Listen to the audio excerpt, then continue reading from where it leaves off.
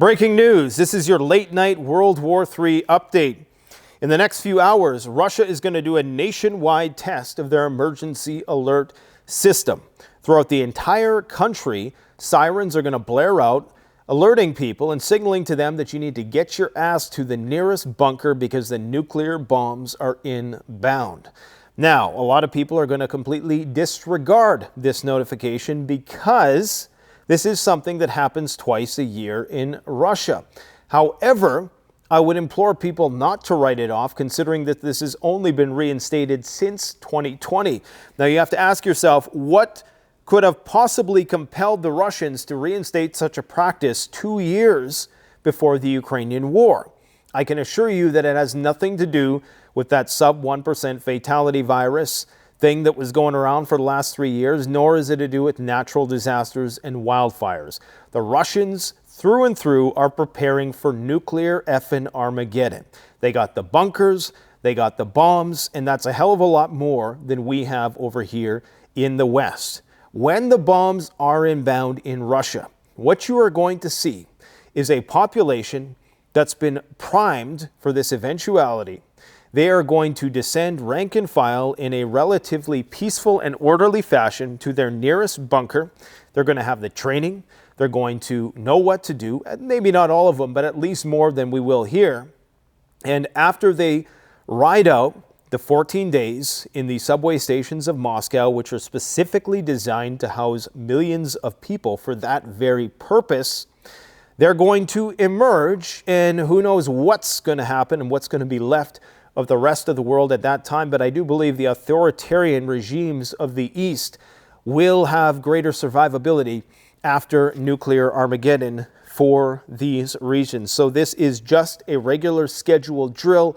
However, I do believe that they're doing this now post-2020 because they know global conflict is inevitable, as is being signaled by Napoleon 2.0, of course, Emmanuel Macron, and about 55 million other stories that we got to talk about today. One of which is the German Chancellery conducting their own surprise nuclear drill. Yes, you heard correct. They did a drill that either simulated, I'm not sure if they used the actual top brass in this drill, if they actually shuffled the leadership off to the nuclear bunker, but they did a surprise drill which relocated them to a secret headquarters without a stated reason. So you heard correct. The German Chancellery did a impromptu nuclear war nationwide drill, not a nationwide drill, but simulating something that was, a disaster of a nationwide scope. This comes days after the German officers were busted in that leaked audio planning attacks on Russia, and effectively relations have deteriorated a lot since that period of time. We are talking vertical escalation.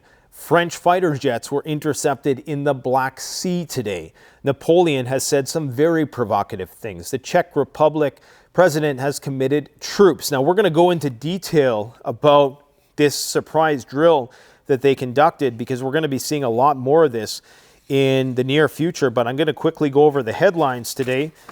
Let's hope this is not another 45-minute video, but I assure you, you're going to get all your data aggregated in one place, and hopefully we're going to be able to constellate that into a nice, meaningful thesis. I don't like doing hot takes, breaking news, live streams, because what's the point of me just telling you what's happened? We need to have some time to mull it over and analyze it, much like that cyber attack or whatever the hell that was that knocked people off of their Oculus, or what is it called, their Meta virtual reality headsets for half an hour today, that created nationwide panic here in North America.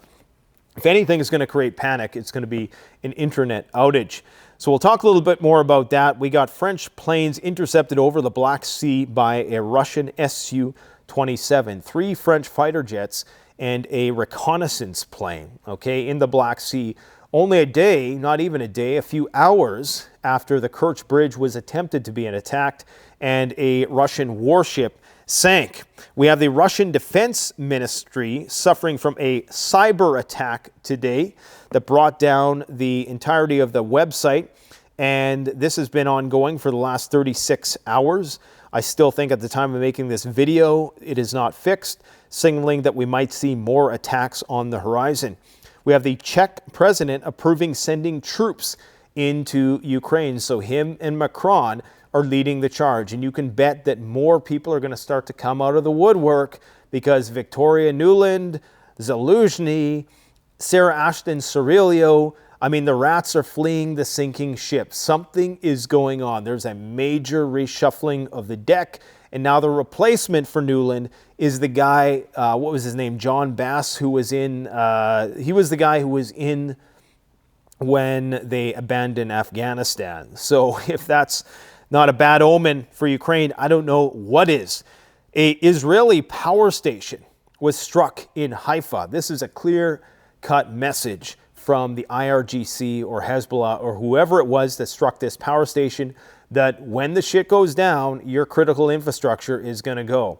And Israel is a small place, okay? They simply do not have the population. They do not have the manpower to fight a major war with all those countries surrounding them, which means the Americans are likely going to have to help them out when Netanyahu inevitably starts this next war. And that one is going to be bloody because Hezbollah is starting to break out the big guns as of late. And there was a massive bombardment of Lebanon tonight in response to those attacks. So we'll see what will happen in the next few days here. But war is pretty much baked in at this point in time there. We have the Russian Defense Ministry warning of more attacks on that country in the future. In fact, they claim that they have a plan that was leaked about NATO's plans to do a decapitation strike inside Russia, the same thing I've been saying for the longest time, a coordinated decapitation strike along the entirety of the Eastern Front. Germany is planning on returning to compulsory military service. North Korea is warning of nuclear war over a major South Korean and American drill, which also is involving their strategic forces. We have Macron rallying for war against Russia. Belarus has put itself into a war footing and it's put its nuclear weapons on a high state of readiness. People forget that there's now another country with nuclear weapons. We talk about the big 9, but there's also the 10th as well. And then, of course, there's all those other proxy countries that America provides its tactical nuclear weapons as well, which will be the first targets in a nuclear war. That's one of the downsides of wanting nuclear weapons, is that it's a double-edged sword. That means you get put on the target list of good old Sarmat. CIA bases uncovered in Ukraine, 12 of them, in fact, and the Russian intelligence agency is claiming that the U.S. Special Forces are currently planning subversive missions, much like that to Nord Stream in Ukraine and parts of Russia in the near future. The International Criminal Court has issued an arrest warrant for 2 top Russian generals. Of course, they issued an arrest warrant for Vladimir Putin last year, which pretty much dooms us to have to see this war to its logical conclusion, because we know those charges are never going to be dropped, and we know that Vladimir Putin is never going to capitulate and dignify the integrity of that court system, whatever you want to call it. Neither is it recognized by the Americans in many other prominent countries as well. So, but what it does mean, though, is that there's always going to be the prospect that when Putin is traveling, that he runs the risk of being arrested, which means that tensions are always going to be high until those charges are dropped, which they will never be dropped. We have more info on the F-35 involvement in the Ukraine war, as well as some clarification about that. Interestingly, 2 leaks come out of Singapore in the past week, and I didn't connect the dots yesterday, but you had the Singapore leak where you had one of the German defense ministers who was in, not defense minister, but German officials who was in Singapore when they were on that call that was tapped.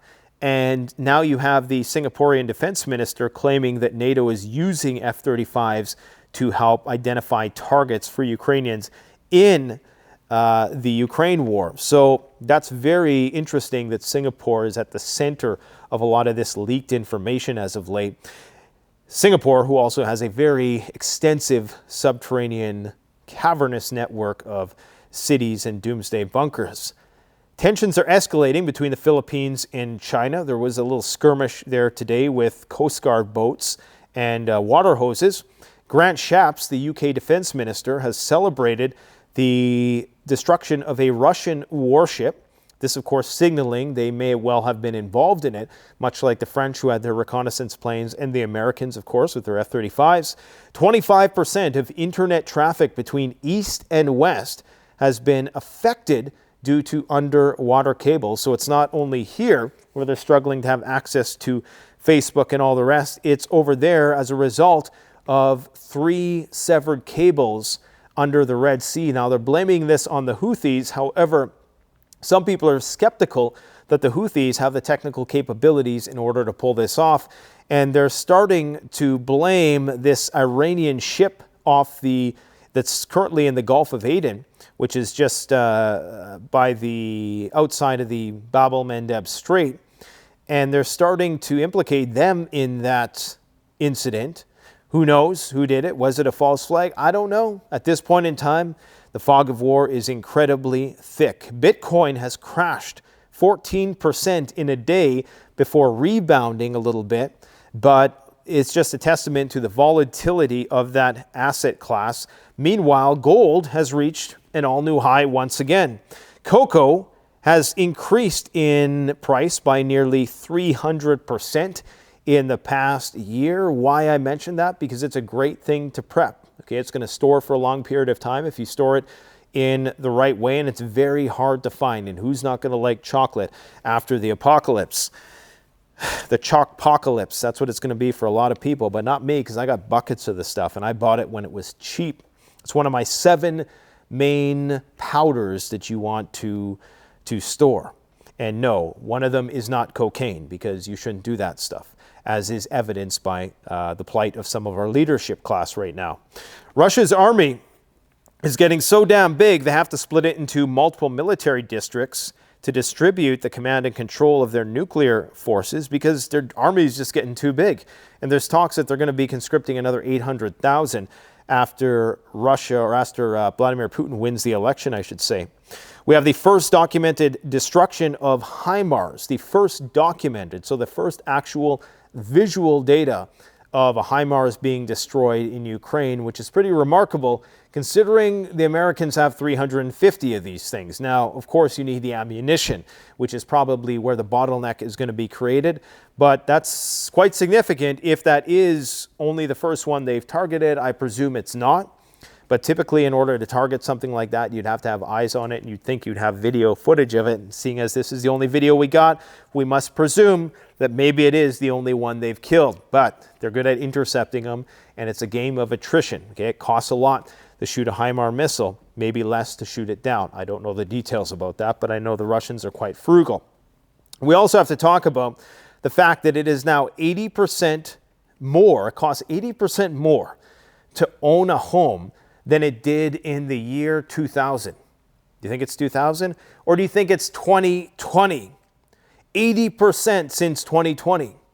In the year 2020, you could afford the average mortgage on $60,000 a year income.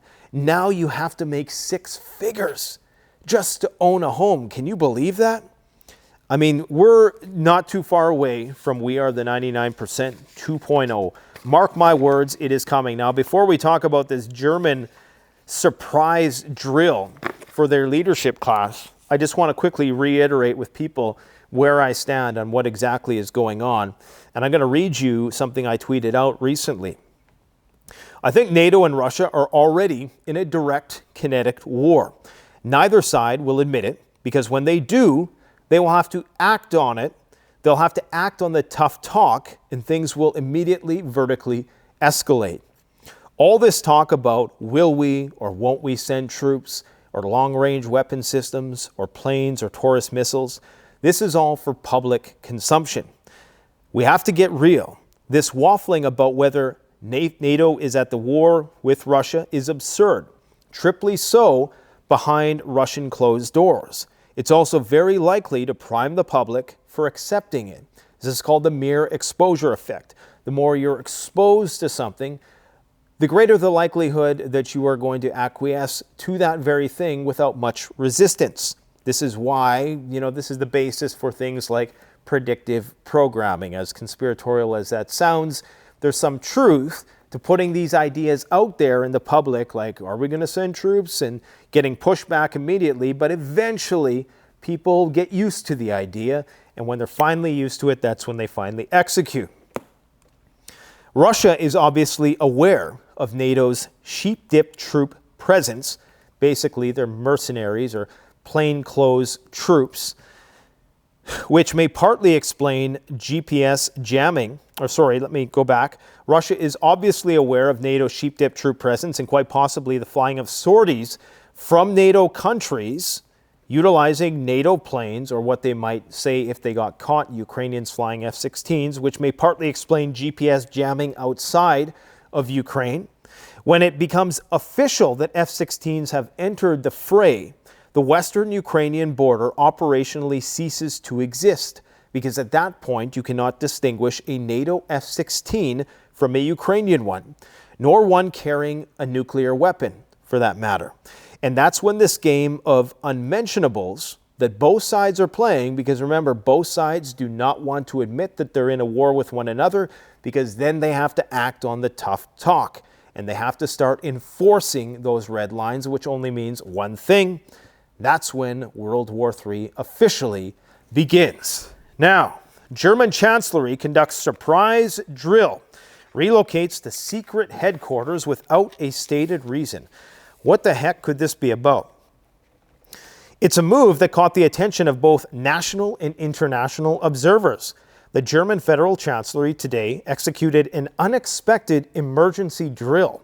This exercise, reportedly carried out without any specific threats, well, I can think of a few, prompting the action involved the comprehensive evacuation of government headquarters, a thorough test of interagency coordination, and an evaluation of the technological infrastructure necessary for such a move. So this was the full meal deal.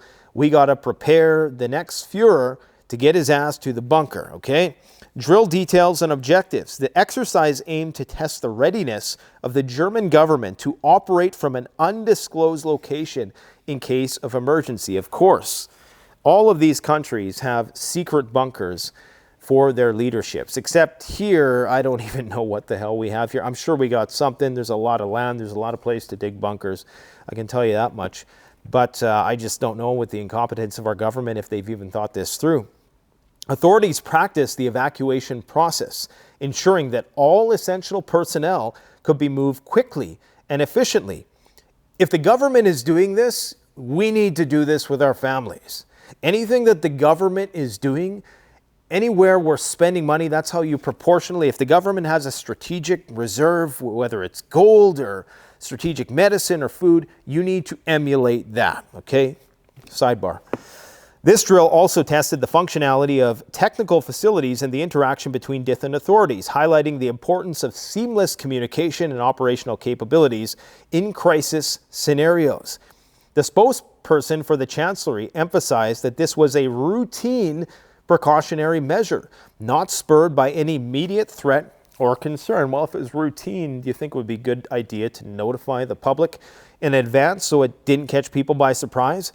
For security reasons, the specific location of the alternative headquarters remains confidential. That's easy to understand why, as long as you're planning on taking care of your population as well, which we know they most certainly are not. This surprise drill underscores the German government's commitment to national security and preparedness. And this is one of the pitfalls of globalism. And I'm not like a hardline nationalist at all. In fact, I'm not a nationalist at all. But, you know, this is one of the pitfalls of globalism, is that these leaders have no allegiance to their people anymore, because the globalist transcontinental multinational mentality is one of, you know, everybody's everywhere, and thus, you know, you don't really have any allegiance to any particular group of people. Thus, you don't feel compelled to protect them in times of emergency, especially if the cultures are all diluted. So the surprise drill underscores the German government's commitment to national security and preparedness by conducting such comprehensive exercises. The Chancellery demonstrates its ability to keep itself safe while everybody else dies. Oh, they didn't actually write that. I just said that. To maintain governance, ensure the continuity of operations, blah, blah, blah. This proactive approach serves as a testament to the government's responsibility towards safe... I was going to get into my British accent, but it's German, and I can't do German. The nation and its citizens against potential emergencies. I don't see how that's protecting the citizens. Yes, you need some centralization because that's the only way you're going to do the cleanup operation. But I would hope that they're getting their population trained for this very thing as well. The successful execution of the drill also sends a clear message about the government's readiness and adaptability. Are they sending a message to the Russians? Do you think the Russians are going to be intimidated because you can whisk your top leadership off to the bunker and all your people are going to die? Probably not. Just a hunch. The news of the drill sparked a range of reactions, from curiosity to commendation. No criticism? While some expressed surprise at the suddenness and secrecy of the operation, others praised the government for its dedication to preparedness and security and taking care of themselves when everyone else is going to die. Internationally, the exercise was observed with interest as it reflects broader trends in government. This almost seems like it was written by AI. Like, this is a real thing that happened, but it seems like it was written by AI, just the flow of it. The lack of specific reason for the drill also led to speculation and discussion on the importance of such preparedness measures in today's unpredictable global landscape. Amidst an era marked by uncertainties and blah, blah, blah, blah, blah. Yeah, this is totally written by AI. But it's a real story, but it's, they probably got lazy and they're just like, See, they don't even care to write a good article about it and pay a guy to do it. They just, that's how they report that they're going to save themselves. They get AI to tell you, hey, tell them that we're going to take a rain check here, and you're on your own. As indicated, the Russian ministry is going to be testing their emergency sirens as well. Nationwide tests of the emergency notification system, which would be used in the event of a nuclear attack. Now, my only concern with getting people accustomed to hearing these emergency sirens is how are you going to, it can also backfire, because if people get too used to it, then when they hear it, they're just going to be like, it's kind of like a Pavlov's dog thing. It's called extinction.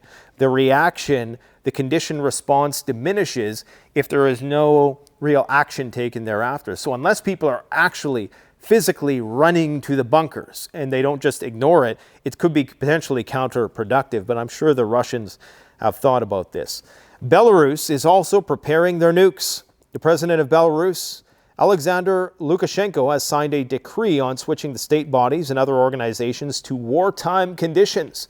That's pretty extreme, considering Poland has also ratcheted up its DEFCON level. I went into great depth about that, thanks to a tip I received from an inside source inside Poland who is way ahead of the curve in terms of this stuff several days ago, which is why you got to tune in for a little bit every day. I do the work to aggregate all this stuff so you don't have to. Trust me, I took a break for 15 minutes today, and the amount of information that occurred in that 15 minutes, it's like, where have you been for the last few days? I mean, the pace of things, it's like a fire hose through an IV drip. Like, there's no bandwidth to consume the vast amounts of information that are inflowing right now that pertain to our demise. It's just completely impossible. So their nuclear forces are on high alert, and it should not be forgotten that they do have nuclear weapons. Now, this whole incident with the outages, they're calling it a Facebook outage. But as you can see on Down Detector, damn near half the internet, I would venture to say about 80% of what people use on the internet was down. Even X, even though Elon was boasting about how their servers were not down, X was down as well.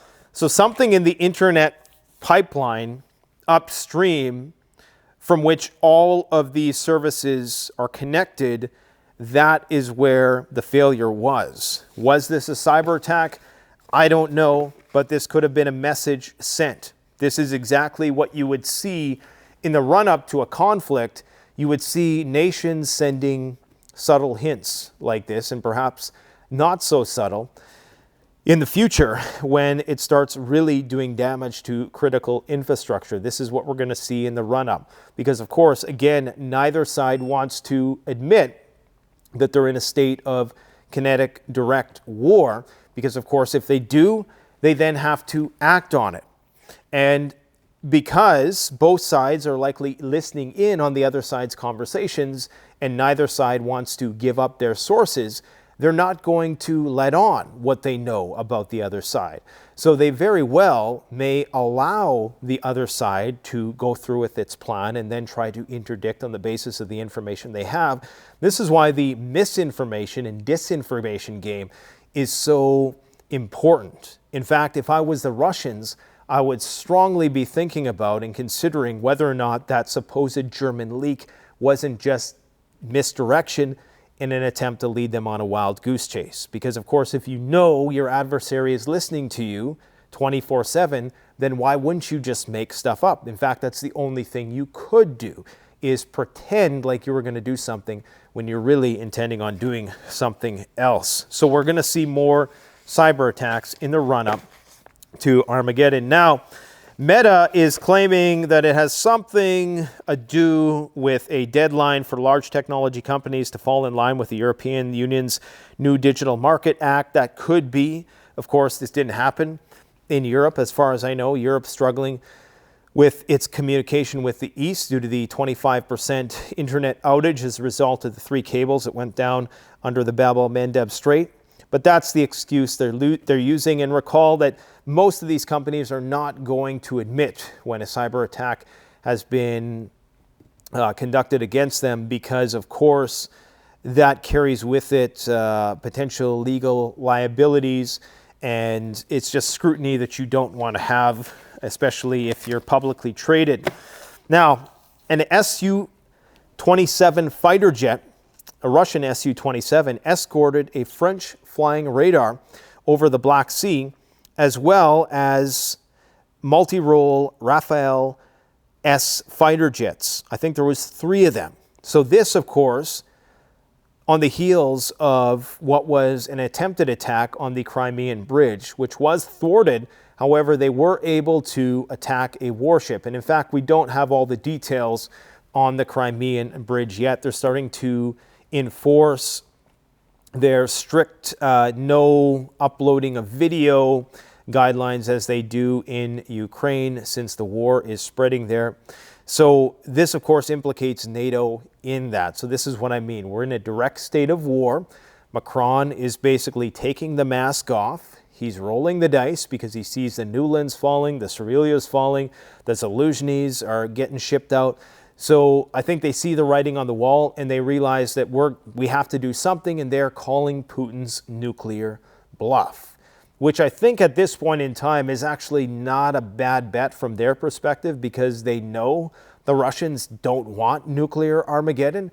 But I think they underestimate, and they could be trying to provoke, what they could be doing now that I think about it, they could be trying to provoke the Russians to do something nuclear. Probably not even in the war theater. Probably just a demonstrative test of a nuclear weapon so they can draw the condemnation of the global community. Of course, Russia, in 90% of the world, is not viewed as the bad guy anymore. Maybe not 90%. I know we view the golden billion here in Europe and the transatlantic alliance as being the world. But the fact is there's 7 billion people out there who don't have the disdain for Russia like we do over here, okay? And if they can get Russia to use a nuke, then maybe some of those billions of people will say, okay, this is a little bit more reckless, and I'm certain that if Russia did utilize a nuclear weapon, that their stock market the next day would likely take a beating. So I'm sure that the oligarchs are saying, please don't use a nuclear weapon yet. However, you just never know. It really depends on how NATO responds to that. Now, if it goes to nuclear war, France is completely finished. I mean, Europe is completely destroyed. The fact that right now you have Finnish and NATO soldiers looking across the street, looking into the eyes of Russian soldiers. I have some sources that claim that their people are there on the ground, and this is how close those forces are together. NATO, of course, has nuclear weapons at their disposal.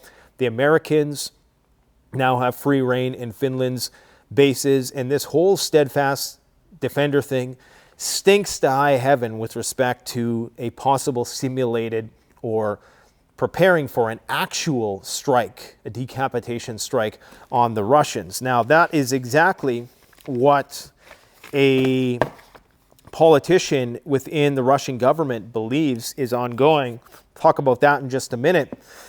But the Czechoslovakian president has approved sending troops to Ukraine. So he is for Macron's idea. He says there's a whole range of possibilities. The discussion has been launched. If we want to prevent Russia from succeeding in Ukraine, we cannot be satisfied with the support that is available today. We should not limit ourselves where we do not have to limit ourselves. So he's saying that he doesn't think Putin is going to cross that nuclear red line. Now, according to the Russian Defense Ministry, and this is very important, this means that either they have intelligence and they've compromised that intelligence source by letting this out of the bag, or that this is just an excuse for them to increase their combat readiness, or other possibilities that I'm not aware of yet.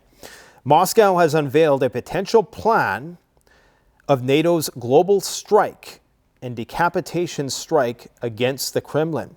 The Russian Defense Ministry presented a potential plan of NATO's attack on the country. According to the military thought magazine, the West may launch an air-ground or air-sea operation against Moscow. Foreign specialists currently create joint, so it would be like some kind of blitzkrieg maneuver to try to get as many guys into position as possible before Russia could launch their stuff. I don't know. Foreign specialists currently create joint operational formations that combine interspecific, compact, and highly mobile multi-sphere groupings of troops. That's a mouthful, the publication says. It is assumed that they will be able to attack the administrative, political, and military-industrial infrastructure of Russia and inflict a comprehensive defeat on it.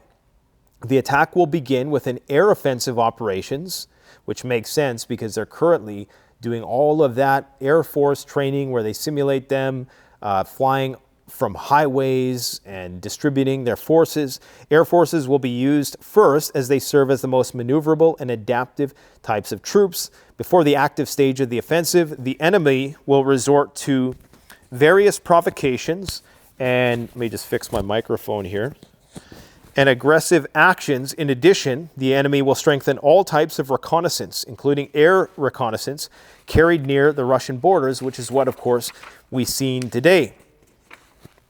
These factors will expand the system of threats to the Russian Federation militarily. They create new requirements for the level of security of the Russian Federation, which is probably why they are separating their military districts. And of course, Pentagon Chief Lloyd Austin warned about the threat of a direct military conflict if Ukraine loses. And the fact that Nuland is leaving, and this John Bass character, the guy who was in charge when they abandoned Afghanistan, I mean, if that is not a bad omen for Ukraine, I don't know what is. The fact that Victoria Nuland, the one who I'm sure referenced fighting to the last Ukrainian or something to that effect, the fact that she is leaving and retiring. Why would you retire when this is your thing? You know, you have Ukrainian people dying for the cause that you were cheerleading for the last 10 years, and you're just going to up and retire? I mean, it's not like she's that old. I mean, look at the guy in charge. I mean, she could easily go for another 10 years. I mean, she's, getting up there, but she easily has another 10 years in her. Certainly don't quit in the thick of a war. Something is going on. People are jumping ship. The rats are fleeing the sinking ship. I was going to say something else, but I won't. It had reference to a Star Wars character. It's a running meme joke in the intel community with respect to Nuland. Well, the people who are actually intelligent, I should say. Here's what Emmanuel Macron had to say today. This was, I mean, he's going full-blown Napoleon here. He must have watched that Napoleon movie. I hope he realized that the Battle of Austerlitz was highly dramatized in that film. I do not think that it was an accurate depiction, although I'm sure he watches it on repeat into the wee hours of the morning. Here's what he said. Well, we have to be aware that this war is affecting us, and we never want to see things as they are. But we have to be lucid. And you have to ask yourself, why isn't Schultz taking the lead? I mean, yes, France has the nuclear weapons. It's almost as if, somebody is still, controlling the German government, if you will, that they're still under occupation, which of course they are. I'm sure France is to some extent, but France might have a little bit more autonomy. Don't forget that the U.S. military is still occupying Germany in many respects, which of course is the reason for the Nord Stream stuff, as per Seymour Hersh. He said it, not me. And we never want to see things as they are, but we have to be more lucid. It's been 2 years now that we've been repeating press conferences. War is now back on European soil. You'll have to forgive the translation. It's been 2 years since we revealed the extent of the materials already delivered and the financial support already provided. It is our war, or isn't it our war? Can we turn away? Consider that things can continue to play out. I don't think so. And so it's a strategic awakening, he called it. And what I call upon, and which I fully assume, we have to be lucid about the reality of the situation in Europe, the risks that are at stake, and we have to take on. I'm convinced that the clarity of these statements is what Europe needs. So Europe needs a strong, unifying leader. But what you should go ask President Putin, what has he prepared not to, this is terrible translation, sorry guys. The one thing I noticed though is that they write it President like Poutine, like the fries and the cheese curds. And some guy comes on my social media and he's like, yeah, that's how we write names, how we say them here in France. And I thought that was kind of strange. I don't know any other culture or language that just, changes somebody's name, the way it's written, to phonetically suit your language. Anyways, I guess it's Vladimir Putin, because that's how they say it. Who initiated the war in Ukraine? Vladimir Putin. Who is threatening? Whatever we do, whatever we say with nuclear weapons, it's Vladimir Putin. Everyone turns to him to know what his strategic boundaries are. But if every day we explain what our limits are to someone who has none, and he started this war, I can already tell you that the spirit of defeat is lurking out there, not here. So he's saying that if we don't put troops on the ground, we're going to lose. So there you have it. That's it in a nutshell. According to Narishkin, who is the head of the Russian equivalent CIA, the Russian intelligence services, the United States and Great Britain participating in the training of special operations for subversive work against Russia. The Americans, especially the British, participated and are participating in the training of special operations forces and intelligence officers to conduct subversive work against our country. They're already there, of course, talking about the 12 bases that were uncovered by the New York Times in Ukraine. Everybody's turning on Ukraine, it seems.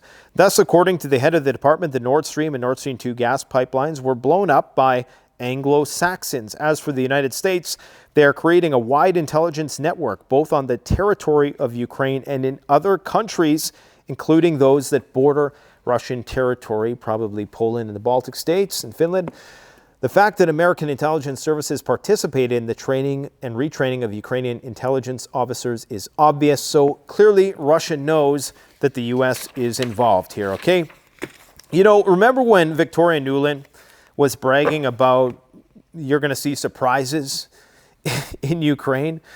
You think she would have stuck around long enough to actually see these surprises through? I mean, what are these surprises that she's talking about? Was she referring to Macron and the EU sending troops into Ukraine? What were these surprises that she was talking about? And why the hell is she bailing?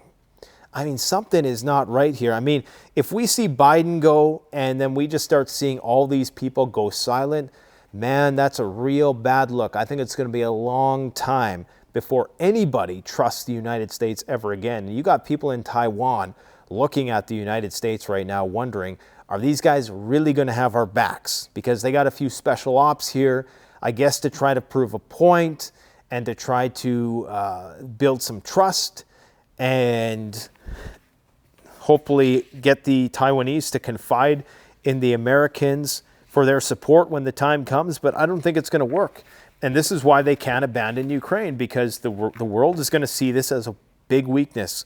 Of course, Afghanistan, we were there for 20 years, so people pretty much had forgotten. But if we leave Ukraine in the current state of things, and then that's bad news, especially when you're promising all these surprises and then 2 weeks later you throw in the towel. Not a good look. North Korea right now is concerned that even a little spark could start a nuclear war. Because, of course, South Korea and the Americans are currently doing a major nuclear drill that simulates a war with North Korea. And they're saying that the North Koreans are the ones that are provoking us. So, there's still that situation ongoing. Anybody who tells you we're not in a world war at this point in time, I don't know what to say anymore. I think those people are becoming fewer and further in between. The more people I talk to, people are certainly starting to be a bit more leery about the state of things. Generally speaking, though, some people think I'm still quite sensationalist with my thumbnails and headlines. I assure you that the day is going to come, and it only has to happen once, that everything that I've said and done on this channel is going to make complete sense, and it's going to seem at that point in time that I never did enough. So this is the trajectory we are on, and we're but one black swan event away from our lives changing forever. Germany is planning on returning to compulsory conscription for the army. According to Der Spiegel, the head of the German Defense Ministry, Boris Pistorius, has ordered the preparation of proposals to restore compulsory military service. Now, this was community noted, and Boris did claim to walk this back. However, again, it's injecting it into the minds of the psyche. And by April 1st, these relevant proposals are going to be reviewed, hopefully implemented by the fall of 2025. Let's hope we have that long. As previously indicated, Red Sea cables were damaged. This happened a couple days ago, but now it's official. A telecom operator specified that 4 cables, in fact, accounted for 25% of undersea internet traffic in the region, and they were all damaged. This severely impedes communication between Europe, Asia, and Africa. Now, the F-35, flying over Ukraine or not. I talked yesterday about how the Russians were kind of downplaying this idea, probably because they already know that NATO is heavily involved in terms of the delivery of weapons, the manning of those weapon systems, and the collection of intelligence and targeting data. But basically, the gist of the F-35's capabilities, okay, it plays a key role in the extensive U.S. and NATO electronic warfare network. The F-35 is not only a fighter, but it's also an electronic warfare aircraft, okay? So it is equipped with modern sensors capable of collecting the necessary intelligence for military targeting. They have AFAR radar, which has a 370-kilometer range, as well as a Barracuda electronic warfare system with a range of 926 kilometers. So in a nutshell, an F-35 flying over Poland can detect Russian targets near Kharkov. In the early days of the special military operation, the United States did send F-35s into Estonia, Lithuania, Romania. Operating in stealth mode, these aircraft from Germany carried out missions to detect frequencies emitted by Russian air defense and other fighter aircraft. So indeed, NATO is an integral part to the Ukrainian defense apparatus. And that means that, without that, the war probably would have been lost a long time ago, which essentially means that Russia is in a direct state of conflict with NATO. They don't want to admit it because that means they would have to nuke us. And I don't think the Russians want to get into a nuclear war, much like I would hope that we don't. However, globalism is a hell of a drug. Russian Defense Ministry's website still down after Ukrainian cyber attack. So this website has been down for the last 48 hours. It happened right before the attack that's seen the sinking of a Russian warship, which did result in the deaths of 7 sailors, I do believe, and many other casualties, although most of the crew was rescued. So cyber attacks are always going to be the thing that front runs the main attack. It's a leading indicator, and before any EMPs or nuclear weapons, we're going to see an escalation in these cyber attacks. I can't even count how many cyber disruptions we've seen this year, or since the movie that everybody's familiar with now, Leave the World Behind. I'm getting tired of talking about it because it's just happening so often. As previously indicated, the ICC has issued arrest warrants for 2 of Russia's top commanders, one of which everybody thought he was dead. That was Admiral Viktor Sokolov last year. We're always thinking the Russian generals or the intelligence chiefs are dead and they turn up alive later. We're all kind of learning as we go. We all don't get everything right on this channel or many other channels. Anyways, these guys are now on the list as well, this time for the targeting of civilian infrastructure. My only question is, it seems as though this is being selectively applied, because what these guys are being charged with, you could easily make the case that some of those Israeli generals got some explaining to do themselves. Russian ambassador Anatoly Antonov has also warned about a clash with NATO. Everybody's, now it's just open season, NATO versus Russia, World War III.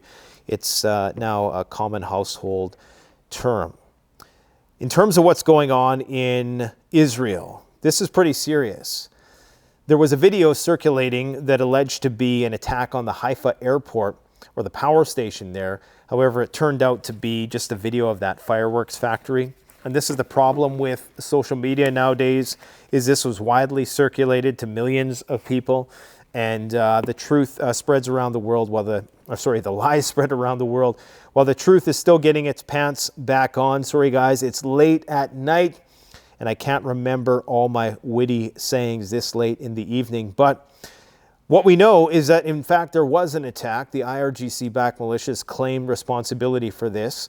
Hezbollah launched a massive volley of missiles into northern Israel. Many of them, about a third, actually made it through. There's plenty of videos showing the Iron Dome in action. I believe they're trying to exhaust those systems. It appears that Israel's on the brink of collapse. I mean, I don't understand how they're planning on fighting a force the size of Hezbollah and the IRGC, especially when they have so many people abandoning the country. Once again, the Orthodox Jews who don't want to fight in the conflict, who are now trying to be conscripted by Netanyahu. They don't want any part in the conflict, so they're leaving. And you probably just have a lot of, the usual draft dodgers that you'd have in any nation state, in any conflict. And it's a small country, it's a small population, and they're struggling to re-mobilize their 300,000 reservists right now as we speak. Tensions are escalating in the Philippines and China. There was a clash between coast guards there. And of course, this could be another front that emerges in the global conflict that is about to go down. Isn't that something, hey? Both the people who hated Gonzalo Lira the most are now nowhere to be seen. Very interesting. Anyways, guys, I would encourage you to keep on prepping. I'm going to try to keep you as up to date as I possibly can. I would encourage you to go and check out the recent video we did over the weekend where we went to Home Depot and we simulated a rush on supplies at the last minute.